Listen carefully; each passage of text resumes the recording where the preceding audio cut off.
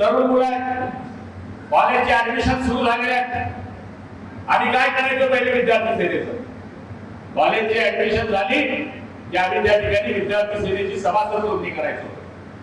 आज धरणगाव कॉलेजमध्ये आतापर्यंत शिवसेनेशिवाय कुठला जीएस झाला नाही. आजपर्यंत आपलं लक्ष आहे. जीएस आमचा असेल तो आमचा नसतो, युवा आमचा असतो.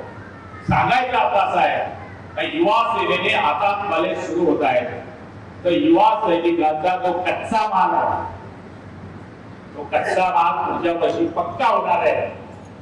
त्याची सभासद नोंदणी करा.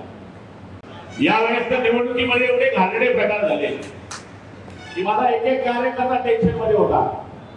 अफवा इंग्रजांच्या काळामध्ये एक अफवा खात होतं. त्याचप्रमाणे काही काही गावामध्ये अफवा लोक असतात. एखाद्या गावामध्ये ऍक्सिडेंट झाला, 4 जण रोडवर पडले, एखादं डोकं फुटलंय, रक्त वाहतंय, तो अफवा मला काय सांगतो, चारी घ्या त्रास आपली काय. आणि थोड्या टायमाने जेव्हा माहिती पडतं ते एखाद्या फक्त डोक्याला लागलेलं असतं, बाकी सगळे चांगले असतात. तसं आपल्या निवडणुकीमध्ये काही लोकांनी अफवा फैलवल्या. आता गुलाब पाटलाचं खरं नाही. गुलाबराव पाटलांना मराठा पाटील पद देणार नाही. गुलाब पाटलाच्या मागे जेव्हा पाटील बिलकुल नाही. गुलाब पाटलापासून कोळी फुटून गेले, गुलाब पाटलापाशी आपून राहिले नाही. गुलाबराव पाटलापासून धनगर गेले. चे भिक्त पद देणार नाही.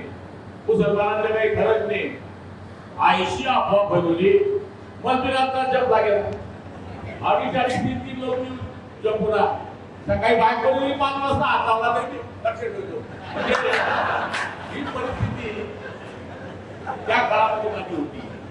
ही परिस्थिती होती. मलाही वाटत आहे इन्कम्बन्सी होते.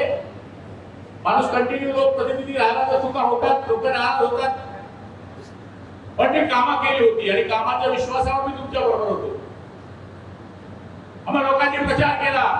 निवडून आल्यावर आम्हाला पैसा चालवला मला गुलाब पाटलांनी. तुम्ही काय केलं? 2009 साली जेव्हा तुम्ही उभे होते, तुम्ही कशावर निवडून आले? काय होतं तुमच्याजवळ? काहीच होतं तुमच्याकडे. मजूर सोसायटीचा पैसा होता. त्या पैशावर तुम्ही माल केला आणि मी 4,000 मतांनी हारलो. तुम्ही समाजावर मतं मागितली यावेळेस सुद्धा आप्पा. पण मराठा समाजाने या गुलाबराव पाटलाला 45% मतं देऊन सिद्ध केलं की कामाच्या पुढे समाज आणि माझ्याकडे कुठलाच समाज नाहीये. जो काम करेगा वही मेरा समाज है. आणि लाडक्या बहिणी तुमची पण टीम पाहिजे. 1500 रुपये देतो मतदाराला बाबा.